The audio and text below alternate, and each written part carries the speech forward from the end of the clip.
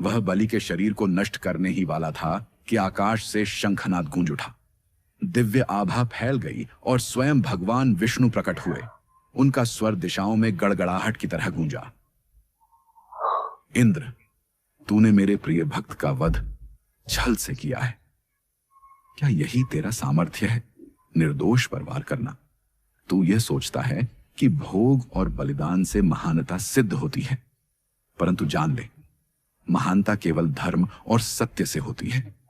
आज से मैं तुझसे और देवताओं से अपना नाता तोड़ता हूं, क्योंकि यदि देव भी छल और अन्याय करने लगे तो फिर असुर और देवताओं में अंतर ही क्या शेष रह जाएगा।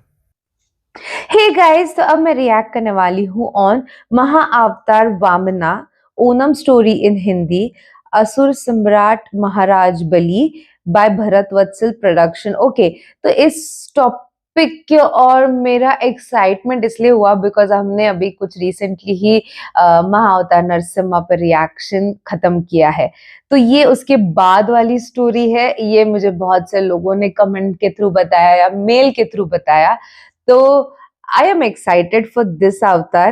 So before I start, hello, I'm Monali Naik. Welcome to my channel नखरे वाली मोना। और अगर आपने मुझे अभी तक सब्सक्राइब नहीं किया होगा तो please to subscribe my channel. So let's go. हिरण्यकशिपु का वध तो सब जानते हैं। Yes. लेकिन क्या आप जानते हैं प्रहलाद के पोते असुर सम्राट महाबली की असली कहानी? पोते असुर होते हुए भी क्यों आज तक करोड़ों लोग राजा बलि की आराधना करते हैं? क्या आप जानते हैं ओणम का त्योहार आखिर क्यों मनाया जाता है? राजा बलि भक्त प्रहलाद के पोते होकर भी देवताओं पर आक्रमण क्यों करते हैं और तीनों लोगों को कैसे जीत लेते हैं?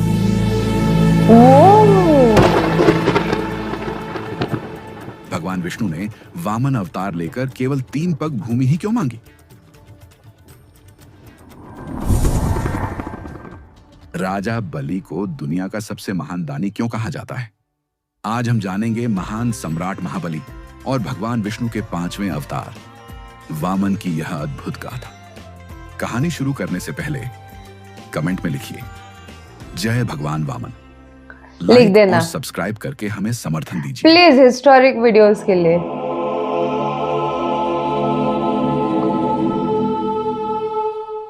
प्रारंभ में केवल शून्य था और उस शून्य से उत्पन्न हुई सृष्टि। समय, दिशा, आकाश और पृथ्वी ने जन्म लिया। यही थी ब्रह्मांड की आदिगाथा। पृथ्वी की गोद से जन्म लिया हर जीव ने, और इसी से शुरू हुआ देव और असुरों का युग। ब्रह्मा के मानस पुत्र आर्षि कश्यप, जिनके वंश से ही देवताओं और असुरों की कहानी शुरू हुई। आर्षि कश्यप की पत्नियां कई थीं, परंतु उनमें 2 प्रमुख, अदिति और दिति। अदिति से जन्मे देवगण, धर्म और प्रकाश के प्रतीक। दिति से जन्मे दैत्य, बल और प्रतिशोध के अवतार। इसी एक वंश से निकलकर देव और असुर 2 विपरीत धाराएं बनी, जिनके द्वंद्व ने ब्रह्मांड की गाथा को आकार दिया। अदिति देवमाता, उनकी कोख से जन्मे इंद्र, वरुण, अग्नि और अनगिनत देव, जो प्रकाश, सत्य और धर्म के प्रतीक बने। इनके हाथों में था सृष्टि का संतुलन और इनके संकल्प में था जगत का संरक्षण। दिति असुर माता, उनकी संतानें बनी शक्ति और बल की मूर्तियां। दिति से जन्मे 2 असुर भाई, हिरण्याक्ष और हिरण्यकश्यप। हिरण्याक्ष ने धरती को महासागर में डुबो दिया। भगवान विष्णु ने वराह अवतार लेकर उसका वध किया। भाई की मृत्यु ने हिरण्यकशिपु को प्रतिशोध से भर दिया। उसने स्वयं को ईश्वर घोषित किया, पर उसके ही घर में जन्मे महान भक्त प्रहलाद वे थे विष्णु के परम आराधक। हर यातना, हर कष्ट के बीच भी उनके पावन होठों पर निरंतर गूंजता रहा, नारायण नारायण। जब अत्याचार चरम पर पहुंचा, भगवान विष्णु नृसिंह अवतार में प्रकट हुए। वाओ, विजुअल्स, आपके विजुअल्स बहुत बेहतरीन हैं। के बाद असुरों का राज सिंहासन उसके पुत्र महाभक्त प्रहलाद को मिला। इस प्रकार पहली बार असुर कुल का राजा भक्ति, धर्म और विष्णु निष्ठा का प्रतीक बना। बाद में महाभक्त प्रहलाद ने असुर और देवताओं के बीच शांति स्थापित की, युद्ध और वैर की परंपरा को तोड़कर भक्ति और धर्म को आधार बनाया। असुर और देव अब शत्रु नहीं बल्कि धर्म के सहयात्री बनकर उन्होंने ब्रह्मांड में शांति स्थापित की। समय आगे बढ़ा। भक्त प्रहलाद अब वृद्ध हो चले थे। उनकी माता की अंतिम इच्छा थी कि वह अपने पोते को राज सिंहासन पर बैठते हुए देखें। उनकी यही कामना थी कि असुर वंश अब धर्म और भक्ति के मार्ग पर स्थिर रहे।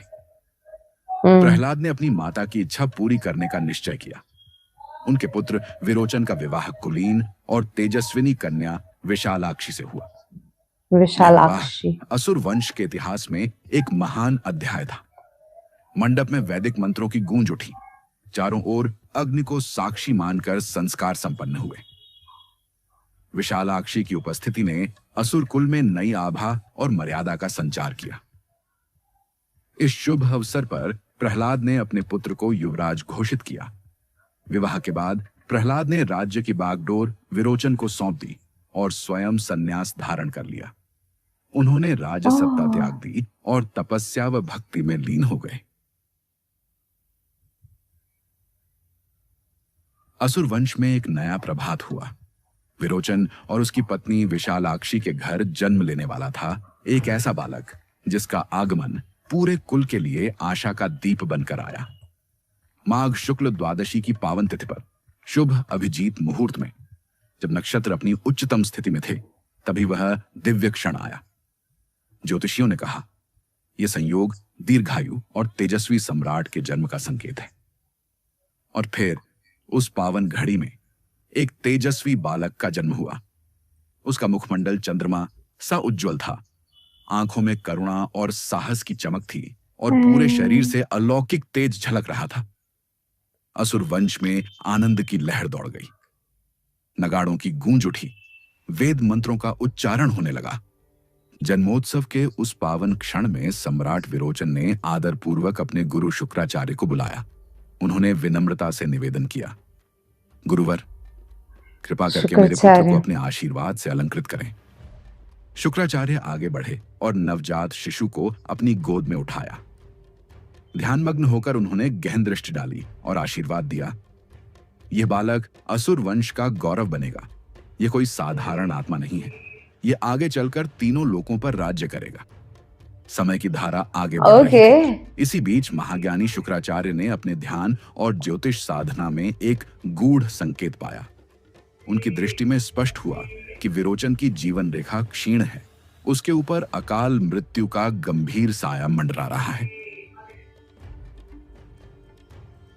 राजन, तुम्हारे जीवन पर घोर संकट आने वाला है। इससे बचने का केवल एक ही उपाय है। तुम्हें हिमालय की गोद में जाकर 10 वर्षों तक कठोर तप करना होगा। केवल वही तप तुम्हें मृत्यु से रक्षा देगा।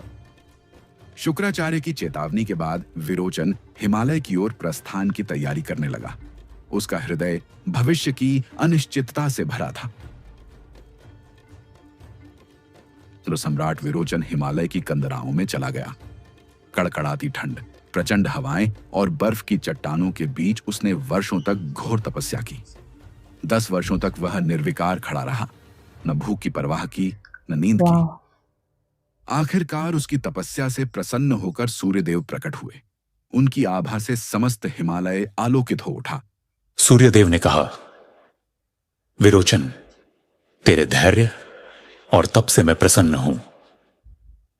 उन्होंने अपने तेज से निर्मित एक दिव्य मुकुट प्रदान किया और आशीर्वाद दिया, जब तक यह मुकुट तेरे मस्तक पर रहेगा तुझे कोई परास्त नहीं कर पाएगा।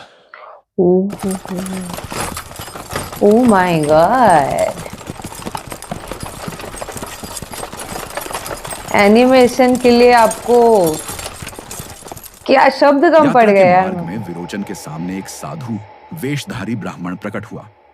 उसने विनम्रता से जल अर्पित किया। विरोचन धर्मनिष्ठ थे। उन्होंने बिना संदेह वह जल ग्रहण कर लिया। क्षण भर में उसकी चेतना डगमगाई और वह भूमि पर गिर पड़ा। साधु का वेश टूटते ही उसका वास्तविक स्वरूप प्रकट हुआ। वह स्वयं इंद्र था। उसने अवसर का लाभ उठाकर विरोचन का दिव्य मुकुट छीन लिया। कुछ समय बाद विरोचन की चेतना लौटी। उसने इंद्र को सामने खड़ा पाया और शांत स्वर में कहा, इंद्र, मुझे अपने पुत्र बलि के समावर्तन में पहुंचना है। इंद्र हंस पड़ा और उपहास करते हुए बोला, विरोचन, यदि सामर्थ्य है तो युद्ध कर। विरोचन ने धर्म और सत्य की रक्षा के लिए चुनौती स्वीकार की।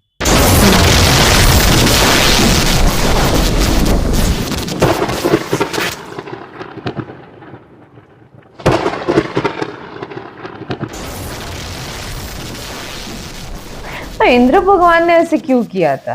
परंतु मुकुट के बिना उसकी शक्ति क्षीण हो चुकी थी। इंद्र ने छल और बल दोनों से आक्रमण क्यों छल किया? और अंततः विरोचन भूमि पर गिर पड़ा।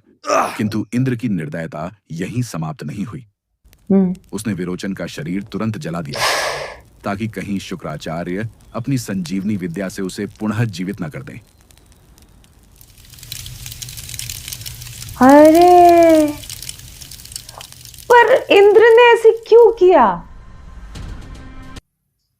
और हमेशा कुछ ना कुछ हो जाता है। इंद्र समाचार सुनते ही बलि का हृदय जल उठा। वह गगन भेदी स्वर में बोला, इंद्र, तूने मेरे पिता का वध छल से किया है। अब मैं तेरा भी वध करूंगा। तुझे इस ब्रह्मांड की कोई शक्ति नहीं बचा पाएगी। उसकी प्रतिज्ञा सुनकर असुरों की सभा कांप उठी। वह अकेला ही रणभूमि की ओर निकल पड़ा और उसके कदमों से पृथ्वी थर्रा रही थी। स्वर्ग के द्वार पर इंद्र प्रतीक्षा कर रहा था। उसने हंसते हुए कहा, विरोचन के पुत्र, तेरे पिता भी मेरे वज्र के सामने टिक न सके। तू किस बल पर खड़ा है? बलि ने उत्तर दिया, उनकी मृत्यु ने ही मुझे शक्ति दी है। आज तेरा भी अंत होगा। युद्ध प्रारंभ हुआ। आकाश में वज्र की गर्जना हुई। धरती बलि की गदा के प्रहार से कांप उठी। इंद्र ने वज्र फेंका तो बलि ने अग्निबाण से उसका उत्तर दिया। वज्र और अग्निबाण टकराए तो मानो सूर्य और बिजली का संगम हो गया। युद्ध इतना भयंकर था कि देवता और असुर दोनों विस्मित हो उठे, परंतु अनुभव और छल इंद्र के साथ था। धीरे धीरे बलि के शरीर पर घाव गहरे होते गए। अंततः इंद्र ने वज्र से प्रहार कर उसे भूमि पर गिरा दिया। उसका शरीर मृत्यु के निकट था। इंद्र ने गर्जना की, तेरा अंत यहीं होगा। तेरे पिता की भांति तुझे भी अग्नि में भस्म कर दूंगा। वह बलि के शरीर को नष्ट करने ही वाला था कि आकाश से शंखनाद गूंज उठा। दिव्य आभा फैल गई और स्वयं भगवान विष्णु प्रकट हुए। उनका स्वर दिशाओं में गड़गड़ाहट की तरह गूंजा। इंद्र, तूने मेरे प्रिय भक्त का वध छल से किया है। क्या यही तेरा सामर्थ्य है, निर्दोष पर वार करना? तू यह सोचता है कि भोग और बलिदान से महानता सिद्ध होती है, परंतु जान ले, महानता केवल धर्म और सत्य से होती है। आज से मैं तुझसे और देवताओं से अपना नाता तोड़ता हूं, क्योंकि यदि देव भी छल और अन्याय करने लगे तो फिर असुर और देवताओं में अंतर ही क्या शेष रह जाएगा। असुर राजधानी शोक में डूब गई। महल के प्रांगण में युवराज बलि का निष्प्राण शरीर रखा था। माताएं रो रही थीं, योद्धा मौन खड़े थे। महारानी का विलाप वातावरण को विदीर्ण कर रहा था। तभी आगे बढ़े महाज्ञानी शुक्राचार्य। उन्होंने गगन भेदी स्वर में कहा, नहीं, यह बालक मृत्यु का बंधन नहीं स्वीकार करेगा। वेद मंत्र गूंजे, अग्नि प्रज्वलित हुई और उनके तप की शक्ति ने बलि को स्पर्श किया। क्षण भर में उसकी श्वास लौटी, आंखों में तेज चमक उठा और वह उठ खड़ा हुआ। पूरी सभा जय घोष से गूंज उठी। यह केवल जीवनदान नहीं था, यह बलि का पुनर्जन्म था। वर्षों के साथ उसका व्यक्तित्व और अधिक तेजस्वी हुआ। सम्राट महाबली युद्ध कला में अद्वितीय सिद्ध हुए। गदा, धनुष, तलवार और शास्त्र सभी उनके अधीन थे। पर उनकी सबसे बड़ी पहचान वीरता नहीं, बल्कि भक्ति और दानशीलता बनी। जहां भी सम्राट महाबली विराजमान होते, वहां धर्म और न्याय की आभा फैल जाती। उनके द्वार से कोई याचक वाओ वाओ, इसको मैं दो पार्ट्स में रिएक्ट करूंगी, सब आपके रिस्पॉन्स पे होगा डिपेंड, प्लीज। मुझे पर्सनली बहुत अच्छा लगा ये वीडियो, बट ऐसे अगर हिस्टोरिक वीडियो वगैरह हो गए तो लोग इतना खास रिस्पॉन्स नहीं देते, आई डोंट नो व्हाई, क्योंकि ये नॉलेज जो है ये लोगों तक पहुंचना एंड सब लोगों को पता होना बहुत ज्यादा जरूरी है, मेरे नजर में तो बहुत ज्यादा जरूरी है, बिकॉज ये यार इतना डीप पता था आपको। मुझे कहीं ना कहीं महाअवतार नरसिम्हा, हाँ, वहां तक सारी चीजें पता थी, बट उनके पोते फिर महाबली में, महाबली भी 7 चिरंजीवी में से एक है ना?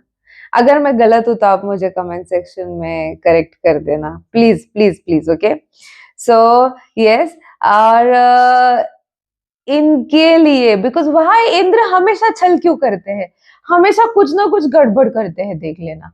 एक तो पिता के साथ किया, वापस इनके साथ करने की कोशिश की, तब स्वयं विष्णु प्रकट हुए और उन्होंने कहा कि अब से मैं देवताओं के साथ नहीं हूं, अगर ये छल कपट आप कर रहे तो अब से मैं देवताओं के साथ नहीं। Oh my God, oh my God, that was next level. और उसके बाद शुक्राचार्य ने अपने पावर्स से, अपने विधियों से, सिद्धि सिद्धि क्या बोल, सब सारी जो मंत्र जो भी सब कुछ यूज करके उन्होंने वापस जिंदा किया महाराज बलि को।